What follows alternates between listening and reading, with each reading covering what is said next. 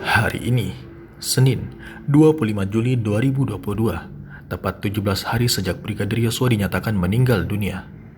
Polisi menyebut kematian Brigadir Yosua akibat baku tembak dengan Baradae. Pernyataan resmi kepolisian ke publik yang disampaikan pada 11 Juli 2022 malam kini sedang diuji. Benarkah baku tembak? Atau entah apa yang terjadi? Andai keluarga almarhum Brigadir Yosua mengikuti begitu saja ucapan dari tim Mabes Polri yang datang mengantarkan jenazah ke Sungai Bahar, Kabupaten Muaro Jambi, Provinsi Jambi. Saat itu, Sabtu 9 Juli 2022 malam, keluarga diinstruksikan tidak membuka peti jenazah.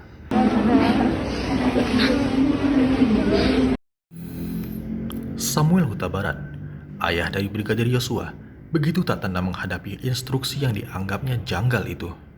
Dia adu argumen dengan petugas kepolisian yang memintanya untuk menandatangani surat serah terima jenazah. Samuel sadar dia tidak sedang COD barang dari marketplace. Samuel harus pastikan dulu apa isi peti itu.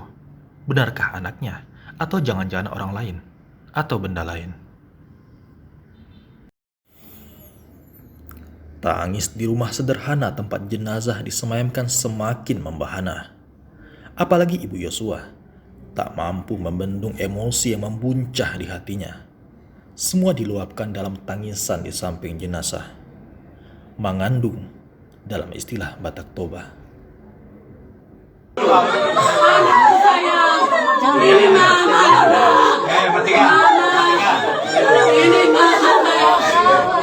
Mereka menemukan fakta yang tak pernah dibayangkan sebelumnya. Banyak luka di tubuh anggota Polri berusia 27 tahun itu. Semakin mereka teliti, semakin banyak luka ditemukan di tubuh Brigadir Nofriansyah Yosua Huta Barat. Ada luka mulai dari kaki hingga kepala. Ada luka tembak. Ada luka mirip bekas senjata tajam. Dan luka lebam. Sungai Bahar, tempat Brigadir Yosua disemayamkan, adalah salah satu lokasi transmigrasi di Provinsi Jambi. Waktu tempuh dari kota Jambi ke lokasi tersebut sekitar 2 jam.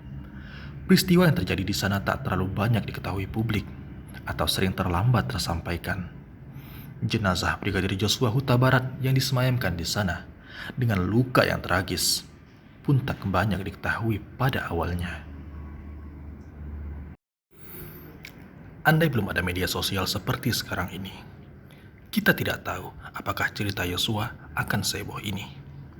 Cerita terungkap ke publik ketika Tante Yosua, Rohani Simanjuntak dan Roslin Simanjuntak membuka kisah itu di Facebook pada 9 Juli 2022. Tapi saat itu tidak banyak yang mengetahuinya. Hingga akhirnya informasi awal itu sampai ke reporter Tribun Jambi 11 Juli 2022 siang. Berita diterbitkan di portal tribunjambi.com dengan judul Anggota Brimob Jambi tewas usai baku tembak di Jakarta pukul 11:38 waktu Indonesia Barat. Beritanya terus digulirkan dengan menggali keterangan dari pihak keluarga. Mabes Polri belum buka suara hingga saat itu. Padahal hari itu adalah hari pemakaman Brigadir Yosua.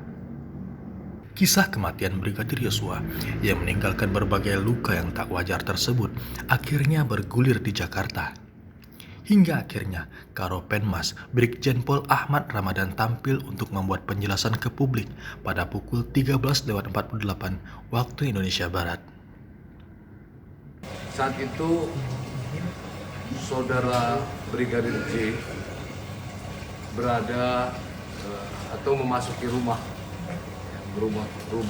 salah satu pejabat Polri di rumah dinas Duren 3. Kemudian ada anggota lain atas nama Barada E menegur, dan saat itu yang bersangkutan mengacungkan senjata, kemudian melakukan penembakan, dan Barada E tentu menghindar dan membalas tembakan terhadap Brigadir J. Akibat penembakan yang dilakukan oleh Barada E itu mengakibatkan Brigadir J meninggal dunia. Apa yang disampaikan oleh Jenderal Bintang 1 ini menimbulkan kegaduhan. Kisah yang dia sampaikan dianggap publik penuh misteri. Bagaimana mungkin hanya gara-gara ditegur ketika mau masuk ke rumah, Brigadir Yosua harus melepaskan tembakan? Apakah memang ada persoalan penggunaan senjata api di kalangan Polri, sehingga kalau tersinggung akan langsung melepaskan tembakan? Sungguh berbahaya bila itu yang terjadi di tubuh Polri. Kronologi itu dianggap belum presisi, sesuai semboyan Polri saat ini. Hingga akhirnya Brigjen Ahmad Ramadan kembali menggelar konferensi pers pukul 19.50 waktu Indonesia Barat di hari yang sama.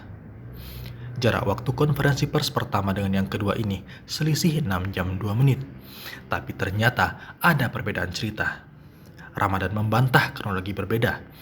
Dia menyebut kronologi kedua lebih detail dari yang pertama.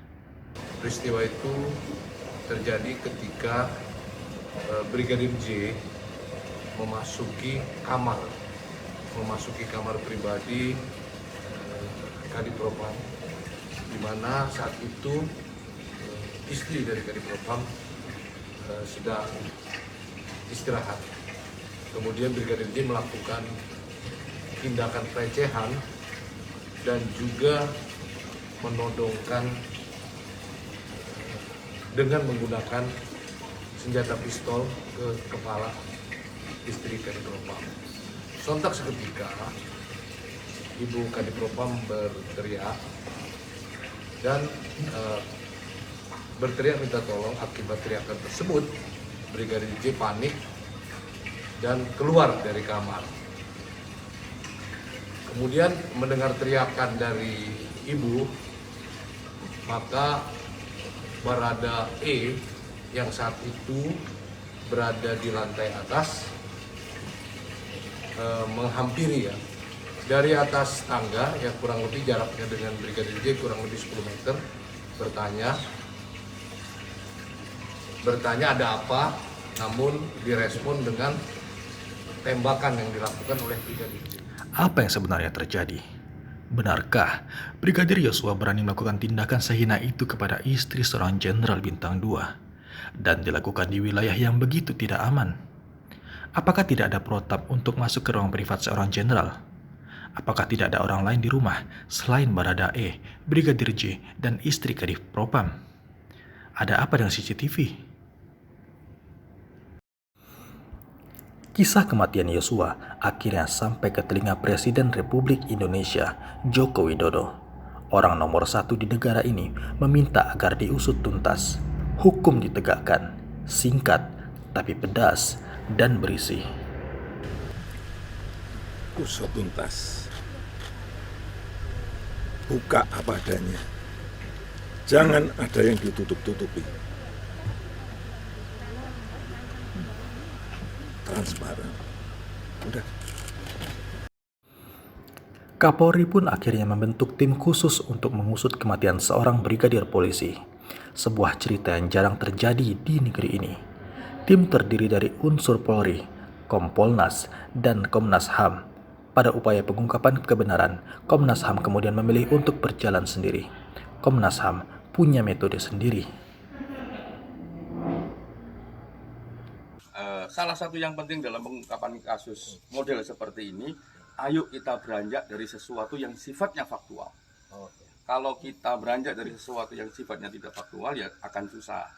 Nah, makanya kami juga berusaha untuk faktual dan sebagainya.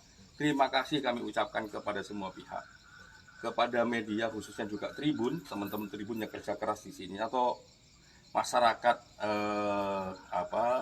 netizen misalnya, masyarakat publik yang memonitoring kasus ini, memberikan masukan kasus ini dan lain sebagainya.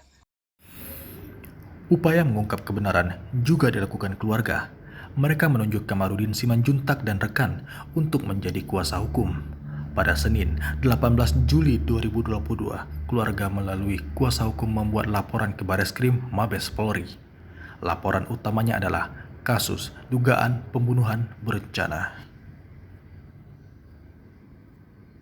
Ada juga ditemukan luka di bawah apa namanya itu ketiak. Nah ini. Kemudian ada lagi ditemukan luka di belakang telinga kurang lebih 1 jengkal. Laporan ini ditindaklanjuti dengan sangat cepat oleh Mabes Polri. Status perkara juga sudah dinaikkan dari penyelidikan ke penyidikan, yang berarti sudah ada bukti permulaan awal yang cukup untuk dilaporkan tersebut. Pemeriksaan pun sudah dilakukan kepada pelapor, dalam hal ini pihak keluarga. Penyidik turun ke Jambi untuk memeriksa keluarga Yosua. Vera Simanjuntak, pacar Yosua, juga turut diminta keterangan. Bahkan ponsel kekasih Yosua itu disita. Ini berarti ada informasi yang sangat penting di dalamnya, yang setidaknya bisa jadi petunjuk untuk penyidik. Apa isi percakapan terakhir dengan almarhum dengan? Pastinya isi percakapannya ya sebatas mereka komunikasi biasa ya. Artinya ya komunikasi biasa lah Bang. Kalau misalnya orang hubungan dekat pasti menanyakan kabar, bagaimana, sehat. Karena kan 2 tahun ya, 2 tahun dalam situasi LDR kan itu kan mempengaruhi kita bagaimana komunikasi.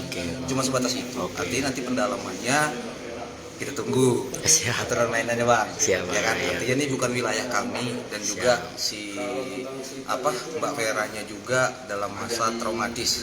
Babak baru dalam kasus ini adalah dilakukannya ekshumasi terhadap jenazah Brigadir Yosua. Ekshumasi adalah membongkar kembali jenazah yang sudah dimakamkan, kemudian dilakukan pemeriksaan mendalam atas kematian tidak wajar yang terjadi pada seseorang. Ekshumasi akan dilakukan pada Rabu 27 Juli 2022. Tim forensik tak hanya yang ditunjuk oleh Polri saja, tapi juga diikuti tim independen. Ini sesuai harapan dari keluarga. Namun di sisi lain, hasil autopsi lengkap yang dilakukan pada hari kejadian hingga kini belum juga disampaikan ke publik. Publik kini menantikan kebenaran, terlebih keluarga Brigadir Yosua. Mungkin akan pahit rasanya saat mengucapkan yang benar, tapi akan lebih baik. Pada akhirnya, rasanya akan manis. Kisah ini pun nantinya akan menginspirasi semua pihak yang sedang mencari kebenaran dan keadilan.